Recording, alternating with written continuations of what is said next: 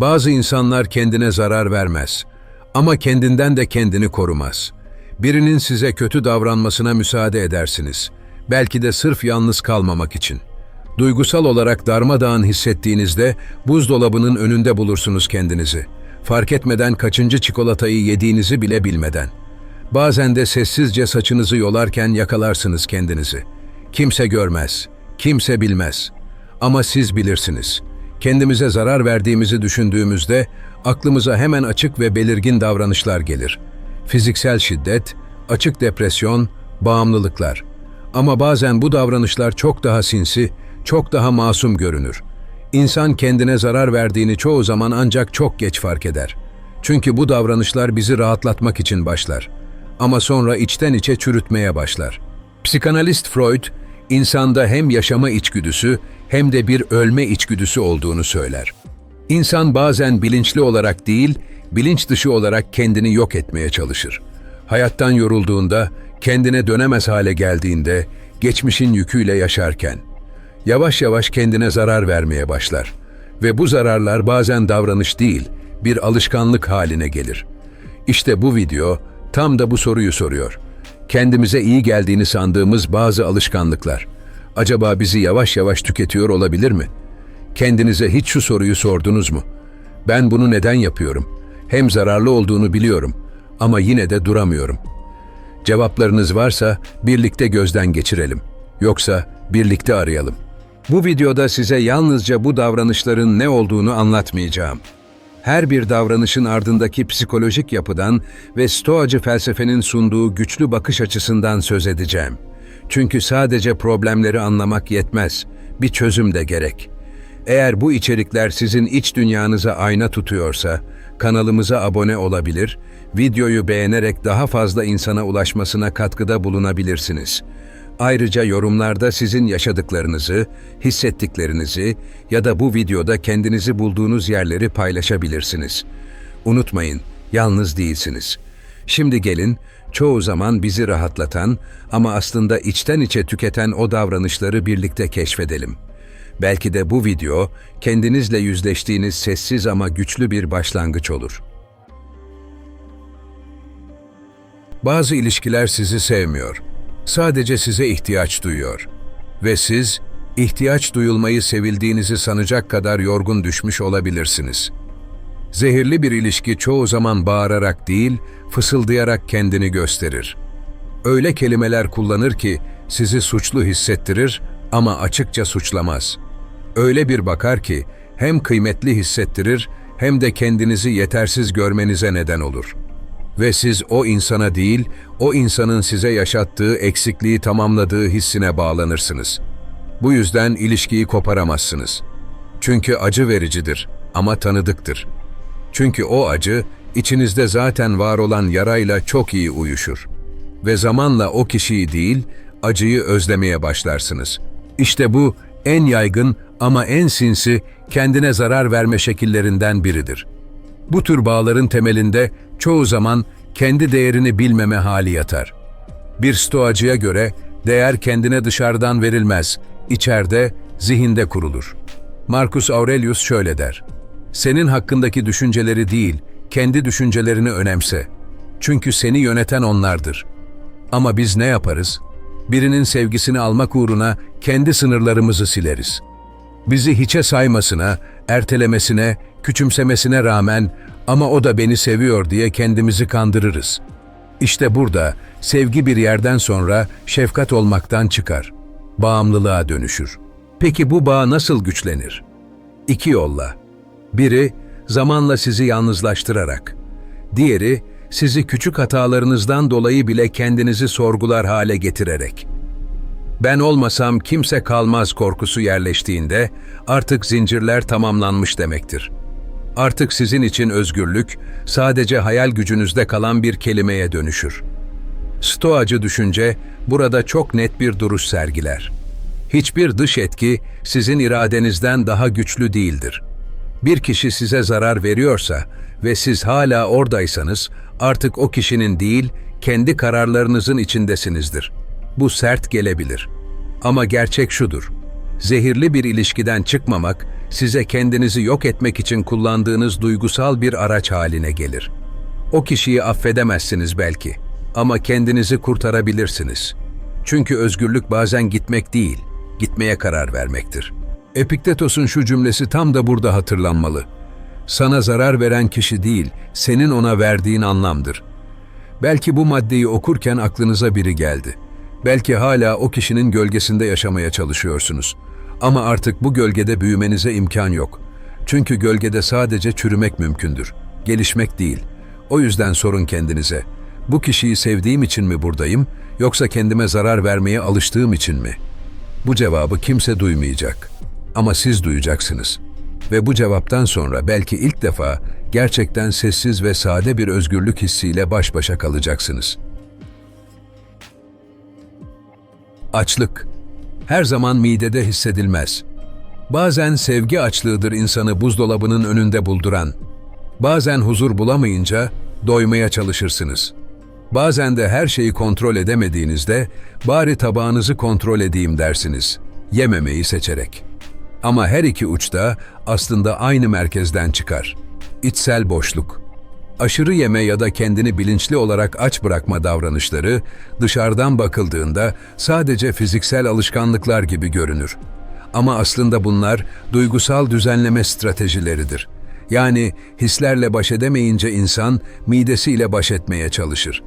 Bir günün sonunda yorgun argın kanepede otururken elinizden düşmeyen o abur cubur paketi. Belki sadece yorgunluğa karşı değil, bastırılmış bir öfkeye karşı savunmanızdır. Belki de birinin size sarılmasını beklediğiniz saatlerin yerine koyduğunuz çikolatadır. Kendini aç bırakmak da aynı kökten beslenir. Hiçbir şeyi hak etmiyorum inancıyla büyüyen biri, sadece sevgiyi değil, besini bile reddeder. Ve her aç kalışında aslında kendini cezalandırır. Stoacılar için yeme davranışı sadece bir ihtiyaç değil, bir irade testidir. Epiktetos şöyle der: yemeğin tadı seni yönetiyorsa, aklını masaya koymuşsun demektir. Ama buradaki mesele sadece irade değil, duygudur. Yani mesele yediğiniz şey değil, neden yediğinizdir. Ve bazen bu neden, yıllar önce kapanmamış bir yara olabilir. Küçükken her ağladığınızda size şeker uzatıldıysa, zihninizde üzgünlük, tatlı denkliği kurulmuş olabilir. Artık her canınız yandığında elinizin bisküviye gitmesi tesadüf değildir. Aşırı yemek, kısa vadede bir teselli olabilir ama uzun vadede kendi kendini sindirme biçimidir. Kendinizi değil, duygularınızı bastırırsınız ama bastırılan her şey bir gün geri döner. Ve bu sefer yalnızca kalbinizi değil, bedeninizi de yormaya başlar. Stoacı düşünce burada bir denge önerir.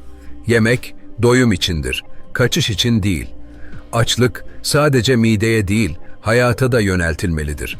Yani bir şeye açsanız, önce neyin eksik olduğuna bakın. Bunu fark ettiğinizde tabağınıza değil, kalbinize dönebilirsiniz. Bazıları gece geç saatlerde yemeye başlar. Çünkü gün boyunca bastırdığı tüm duygular ancak sessizlikte yükselir. Yalnızlığın sesiyle dolabın ışığı birbirine karışır. İşte tam bu anda sormalısınız. Ben gerçekten aç mıyım, yoksa bir şeyleri bastırmaya mı çalışıyorum? Sürekli diyet yapan ama her pazartesi yarım bırakan bir zihin de aynı döngüdedir. Kendini sınırlayıp sonra suçlayarak tatmin olmaya çalışan bir iç savaşın içindedir. Oysa Stoacıya göre gerçek özgürlük aç kalmakta değil, açlığı yönlendirmektedir. Yani mesele yemeği kesmek değil, kendinize yüklediğiniz anlamı yeniden şekillendirmektir. İçsel boşluklar yemekle dolmaz. Ama kendinize şefkatle yaklaştığınızda zaten o boşluklara ihtiyacınız kalmaz. Bedeninizi ne kadar zorlarsanız acınızın sesi o kadar azalır. Çünkü terledikçe unutursunuz. Kaslar yandıkça hisleriniz sönmeye başlar. Ve bir noktada yorulmakla iyileşmeyi birbirine karıştırırsınız. Aşırı spor yapmak dışarıdan sağlıklı bir alışkanlık gibi görünür. Ama bazıları için bu bir tür kaçıştır. Bedenini yoran kişi çoğu zaman ruhunu susturmaya çalışır. Her yeni tekrar, her yeni set aslında bastırılan duyguların ağırlığını kaldırmaya çalışır. Bir nevi ceza gibidir. Kendine yetmediğini düşünen zihin bedenini durmadan şekillendirmeye çalışır. Ama hiçbir zaman oldu diyemez. Çünkü mesele görünüm değil, içerideki eksikliktir. Stoacı düşünceye göre beden bir araçtır. Ruhun yoldaşıdır ama efendisi değildir. Seneca bu konuda şöyle der: zihnini geliştirmeden vücudunu güçlendirmek, temeli olmayan bir yapıyı süslemeye benzer. Ne zaman bedeninizle aşırı ilgilenmeye başladınız, hatırlıyor musunuz? Belki birinin sizi eleştirmesinden sonra, belki terk edilmenin ardından ya da sadece yeterli değilim hissi içinizde yankılandığında. O andan itibaren her spor hareketi bir kanıtlama çabasına dönüşür. Bak, güçlüyüm ama içten içe hala kırgınsınızdır. Ve spor artık sağlık için değil, duygularınızı bastırmak için vardır. Bir çeşit zırh olur. Ne kadar sertleşirseniz o kadar dokunulmaz olacağınızı sanırsınız. Ama stoacılar için gerçek güç dışarıdan değil içeriden gelir. Kaslarınızı büyütmeniz sizi güçlü gösterir. Ama ancak zihninizle barışırsanız gerçekten güçlü olursunuz. Aşırı sporla gelen fiziksel yorgunluk çoğu zaman zihinsel acıyı bastırmak için kullanılır. İnsan ruhu ağladığında vücudunu susturmak ister. Oysa her bastırılan his bir gün bedenin başka bir yerinden konuşmaya başlar. Yorgunlukla, sakatlıkla, tükenmişlikle. Koşu bandında geçen saatler kendi hayatınızdan kaçışa dönüşür bazen.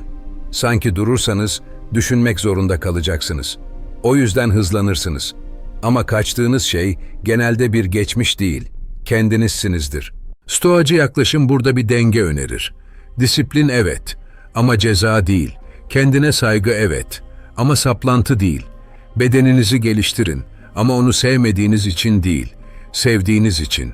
Gerçek dönüşüm bir kası büyütmekle değil, o kası neden büyütmeye çalıştığınızı anlamakla başlar.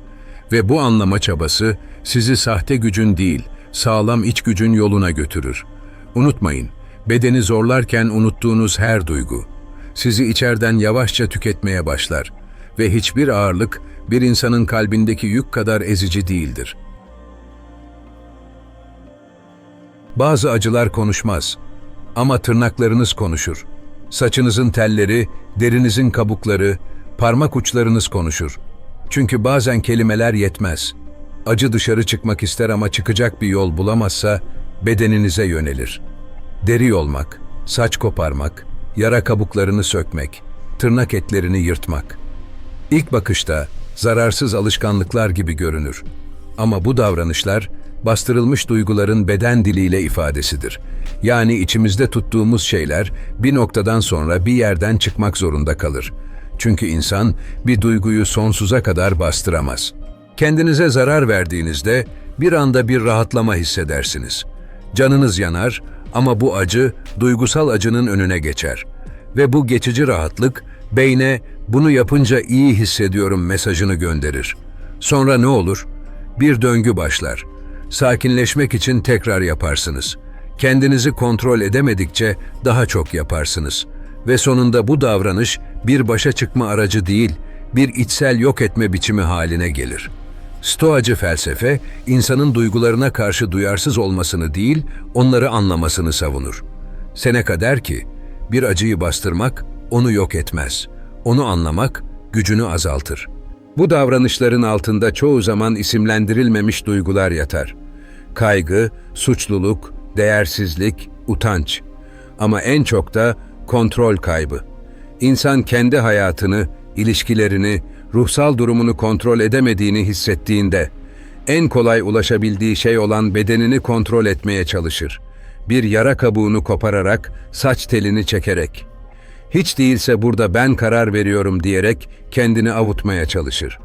Ama gerçek şu ki, bu kararlar bir özgürlük değil, bir tutsaklık zinciridir. Peki çözüm nedir? Sadece davranışı engellemeye çalışmak mı? Hayır. Çözüm, o davranışı doğuran duyguyu tanımaktır. Bu hareketi yapmadan önce bir durun ve kendinize sorun. Şu anda gerçekten ne hissediyorum?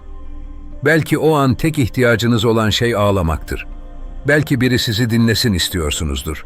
Belki de sadece uzun süredir bastırdığınız bir yorgunluk konuşmaya çalışıyordur. Epiktetos der ki, bedenimize gelen darbelerden değil, onları karşılamayı bilmediğimizden zarar görürüz. Kendine zarar vermek, acının çözümü değil, yankısıdır. Asıl acı orada olmaya devam eder, sadece yer değiştirir. Ve en sonunda bu küçük davranışlar bir karakter parçası gibi görünmeye başlar. Ama unutmayın, hiçbir alışkanlık doğduğunuzda sizinle değildi. Demek ki bırakılması da mümkündür. Belki bir yara iziniz var ve bunu ben yaptım diyorsunuz. Ama bundan sonra diyebileceğiniz yeni bir şey olabilir. Artık kendimi susturmuyorum. Bundan sonra kendimi inciterek değil, kendimi anlayarak yaşayacağım. Çünkü gerçek cesaret, başkasını kırmamak değil. Artık kendinizi kırmamaya karar vermektir. Bazı insanlar hızla giderken sadece bir yere ulaşmaya çalışmaz. Aslında kaçtıkları bir şey vardır. Birini değil, bir duyguyu. Bir hayatı değil, bir anıyı geride bırakmak isterler. Tehlikeli araç kullanmak sadece fiziksel bir risk değil, aynı zamanda psikolojik bir ifadedir. Hız sınırını aşan bir araba, çoğu zaman sabrı taşan bir zihnin yansımasıdır. Direksiyon başında gaz pedalına daha fazla bastığınızda, aslında içsel bir bastırmayı da artırırsınız. Ve orada, camların ardında, radyonun sesinde, yolun boşluğunda bir mesaj gizlidir. Artık hiçbir şeyi umursamıyorum. Bu davranışın ardında yatan şey genellikle bir kayıptır. Kontrolü yitirdiğiniz bir olay, size dayatılan bir seçim, içinize oturmuş bir haksızlık. Ve siz bir gün o direksiyona oturduğunuzda, yavaş gitmenin düşünmeye zaman tanıyacağını bilirsiniz. Ama siz düşünmek istemezsiniz. Bu yüzden hızlanırsınız. Düşünceler yetişemesin diye. Stoacı felsefede ölçülülük en yüce disiplinlerden biridir. Marcus Aurelius şöyle der: kendini tanıyan kişi hızla değil, bilinçle hareket eder. Ama biz bazen bilincimizi susturmak için hızlanırız. Çünkü yavaşlık farkındalıktır. Ve farkındalık bazen acıtır. Araba sadece bir araç değildir. Aynı zamanda bir iktidar göstergesidir. Direksiyon sizdeyse hayatın bir kısmını kontrol edebildiğinizi sanırsınız. Oysa hızlandıkça kontrol elinizden kayar. Siz hala direksiyondasınızdır ama kararlarınızı artık duygularınız verir. Bazen ani frenler yaparsınız, durmadan şerit değiştirirsiniz. Korna çalarsınız, hızla sollarsınız. Bunlar çoğu zaman başkalarına değil, içsel öfkenize yöneliktir. Ve bu öfke, bastırılmış duyguların bir başka yüzüdür. Belki birine söyleyemedikleriniz, belki kendinize itiraf edemedikleriniz. Bir anda vücut bulur, motor sesine karışır. Epiktetos'un şu sözü tam da bu noktada ışık tutar. Dış dünyayı kontrol edemezsin. Ama tepkilerini edebilirsin. Tehlikeli araç kullanmak, dış dünyayı kontrol etmeye çalışmanın çaresizliğidir. Oysa kontrol dışarıda değil, içeride başlar. Hızlanarak özgürleştiğinizi sanırsınız ama aslında fren yapamadığınız bir hayatın içinde savrulursunuz. Ve belki bir gün hızla dönen lastikler altında ezilen sadece yollar değil, sizin ömrünüz olur. Bazen durmak gerekir. Kontrolü tekrar kazanmak için sadece aracı değil, kendinizi yavaşlatmanız gerekir. Stoacıya göre en hızlı yol farkındalıkla yürünendir. Çünkü nereye gittiğini bilmeyen kişi ne kadar hızlansa da varamaz. Ama siz bu videoyu izliyorsanız, bu cümleye kadar geldiyseniz artık nereye gitmek istemediğinizi biliyorsunuz demektir. Belki de şimdi yavaşlamanın tam zamanıdır. Sabah uyanır uyanmaz ekranı kaydırmaya başladığınızda neye uyanırsınız gerçekten? Yeni bir güne mi? Yoksa başkasının hayatına? Parmaklarınızın ucunda binlerce yaşam akar. Mükemmel vücutlar, pürüzsüz yüzler, neşeli arkadaş grupları, mutlu ilişkiler, başarı hikayeleri. Ve siz kendi sessizliğinizin içinde onların gürültüsüne bakarken küçülmeye başlarsınız. Ben neden böyle değilim? Ben neden böyle hissetmiyorum? Ben neden böyle görünmüyorum? İşte tam burada başlayan şey bir ekran değil, bir yetersizlik duygusudur. Sosyal medya, modern dünyanın en zararsız görünen kendine zarar verme biçimlerinden biridir. Çünkü bu platformlarda insanlar en güçlü, en güzel, en mutlu hallerini paylaşır. Ve siz de bu kırpılmış hayatlara kendi bütün gerçekliğinizle bakarsınız. Kendinizi kıyaslarsınız. Ama adil olmayan bir kıyas bu. Sizin kaotik sabahınızla onun filtrelenmiş kahvaltı masasını karşılaştırırsınız. Sizin içsel boşluğunuzla onun sahte gülümsemesini ve sonunda bir şeyleri kaçırıyormuşsunuz hissi yerleşir. Hayatı kaçırıyorum, başarıyı kaçırıyorum, sevgiyi kaçırıyorum. Stoacılık tam burada devreye girer. Seneca der ki, başkalarının ne yaptığına değil, senin ne olduğuna odaklan. Ama zihnimiz sürekli dışarıya döndüğünde içimizle bağımız kopar. Bir başkasının gün batımı sizin güneşinizi karartabilir. Ama bu sadece sizin izin verdiğiniz sürece mümkündür. Bu kıyas sadece değersizlik hissi doğurmaz. Aynı zamanda insanı hareketsizleştirir. Çünkü bir süre sonra kendinizi yetersiz hissettikçe denemekten de vazgeçersiniz. Ben kimim ki cümlesi yerleşir zihne ve siz her yeni başarı hikayesine bakarken kendi potansiyelinizi gömmeye başlarsınız.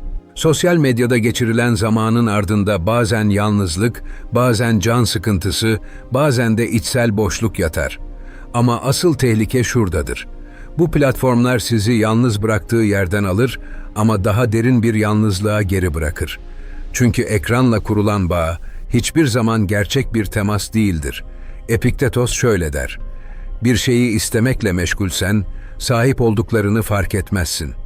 Bir başkasının hayatını istemek, kendi hayatını inkar etmektir. Ve en acımasız inkar, kendine duyulan sevgiyi tüketendir. Sosyal medyada sürekli beğeni aramak da bir tür kendine zarar verme biçimidir. Çünkü kendinizi onaylanmaya muhtaç hale getirirsiniz. Ve o onay gelmediğinde bir şeylerin eksik olduğunu sanırsınız. Oysa Stoacıya göre en büyük onay içsel sükunettir. Sosyal medyada geçirilen her saat, belki de kendinizle geçirmeniz gereken bir zamandan çalar. Yalnız kalmak, kendinizi duymak için bir fırsatken, siz başkalarının sesiyle kendinizi susturursunuz. Peki çözüm nedir? Tamamen bırakmak mı? Belki evet, belki hayır. Ama en azından bir süre sessize almak. Bir süre başkalarının değil, kendi iç sesinizi dinlemek. İşte bu gerçekten iyileştirici olabilir. Çünkü başkalarının hayatına bakarak kendinizden uzaklaştıkça asıl ihtiyacınız olan şeyi gözden kaçırırsınız. Kendi hayatınıza dönmek. Bazen en büyük düşmanınız bir başkası değil. Kendi zihninizin içindeki küçük ama sürekli konuşan bir sestir. Sessizce söyler, sen yapamazsın. Zaten kimse seni önemsemiyor. Boşuna uğraşıyorsun. Ve siz bu sesle yaşadığınız her günü sanki başkasının çizdiği bir senaryoya göre oynamaya başlarsınız. Ama senaryoyu kimse yazmaz. O sesi siz büyütürsünüz. Belki yıllar önce duyduğunuz bir eleştiriden, belki çocukken hissettiğiniz bir eksiklikten ya da sadece yeterince takdir edilmediğiniz bir anda içinize yerleşen bir inançtan. İnsan neye inanırsa ona dönüşür ve kendini sabote eden düşünceler insanı sadece durdurmaz. Aynı zamanda kendinden uzaklaştırır. Ne zaman yeni bir şey denemeye kalksanız o ses başlar. Saçmalama. Geç kaldın. Yetersizsin. Stoacı filozof Epiktetos bu konuda çok nettir. Bir insanı mutsuz eden olayların kendisi değil, o olaylar hakkında düşündükleridir. Bu düşünceler görünmez zincirler gibi etrafınızı sarar. Dışarıdan kimse göremez. Ama siz her adımda hissedersiniz. Ve zamanla o kadar çok içselleştirirsiniz ki artık onların sizin düşünceleriniz olup olmadığını bile ayırt edemezsiniz. Sanki doğuştan gelen bir gerçeklik gibi kabullenirsiniz. Ben böyleyim. Oysa o düşünce sadece bir varsayımın sesidir. Geçmişteki bir yaraya yapışmış bir inançtır. Kendini sabote etmek her zaman başaramam demek değildir. Bazen sürekli ertelemek, bazen fırsat çıktığında geri çekilmek, bazen de en iyi ihtimalde bile nasıl olsa ters gider diye düşünmektir. Yani insan kendine düşman olmadan da kendine zarar verebilir. Stoacılar düşüncenin ustalığını önerir. Zihninizin size söylediklerini sorgulamayı, onun efendisi olmayı. Marcus Aurelius der ki, zihnini eğit çünkü dış dünya değişmez. Siz o iç sesi susturmazsanız o ses sizi susturur. Hayallerinizi, potansiyelinizi, hareketlerinizi. Ama ne zaman o sesin farkına varırsınız, işte o zaman zincirler çözülmeye başlar. Ve belki ilk kez şu soruyu sorarsınız. Bu benim gerçeğim mi, yoksa sadece inandığım bir korku mu?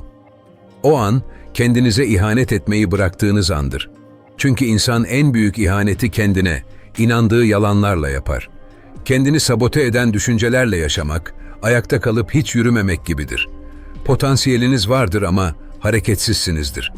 Oysa Stoacı felsefe, harekete geçmenin felsefesidir.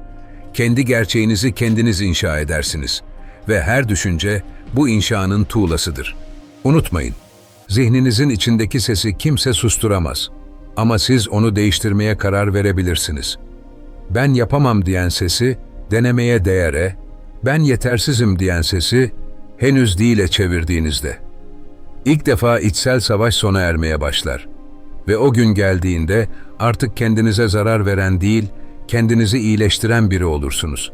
Bu video boyunca belki kendinizden parçalar buldunuz. Bir davranışta, bir düşüncede, bir alışkanlıkta. Belki yıllardır adını koyamadığınız bir şey, ilk kez bu cümlelerle karşılık buldu. Ve şimdi belki içinizde şöyle bir cümle yankılanıyor. Evet, ben de bazen kendime iyi davranmıyorum. İşte bu fark ediş, gerçek değişimin başladığı andır. Kendine zarar vermek sadece fiziksel değil, zihinsel bir durumdur. Ve ne yazık ki en çok yoran, dışarıdan gelen değil. İçeride sürekli konuşan o bastırılmış seslerdir. Sizi küçük gören, yetersiz bulan, durmadan eleştiren o ses. Çocukken duymuş olabilirsiniz. Sonra siz o sesi ödünç alıp kendinize karşı kullanmaya başlamış olabilirsiniz. Ama artık bırakabilirsiniz. Çünkü Stoacı filozofların da söylediği gibi, gerçek özgürlük başkalarından değil, kendinizden izin aldığınızda başlar. Artık kendinize şu soruyu sorma zamanıdır. Bu davranış bana iyi geliyor mu, yoksa beni yavaş yavaş tüketiyor mu? Eğer bu soruya dürüstçe cevap verirseniz, her şey değişebilir. Çünkü cevap ne olursa olsun, onu duyma cesareti zaten ilk adımdır. Ve her adım bir yönü değiştirir. Yön değiştikçe yorgunluk azalır, suçluluk hafifler, kendinize karşı merhamet artar. Unutmayın, kendinize iyi davranmak, yumuşak olmak değil, dürüst olmaktır. İyileşmek, her şey yolundaymış gibi davranmak değil, gerçekten yolunda gitmeyenleri fark edip onları onarmaya çalışmaktır. Bu video bir son değil, bir davettir. Kendinizle yeniden tanışmaya, kendinizi yeniden duymaya ve kendinize bir kez daha şefkatle yaklaşmaya. Eğer bu içerik size dokunduysa ve içinizde bir kıvılcım uyandırdıysa, kanalımıza abone olarak iç yolculuğunuzda bizimle birlikte yürümeye devam edebilirsiniz.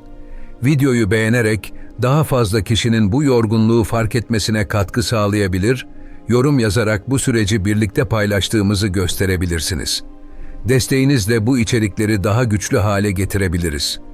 Beğenerek daha fazla insana ulaşmasına yardımcı olabilir, süper teşekkür ile katkıda bulunabilirsiniz. Ve şimdi, bütün o karmaşanın içinde size kalan tek şey şu olsun. Kendinize zarar vermek zorunda değilsiniz. Artık kendinize iyi davranmak için bir nedeniniz var. Çünkü siz buna gerçekten değersiniz.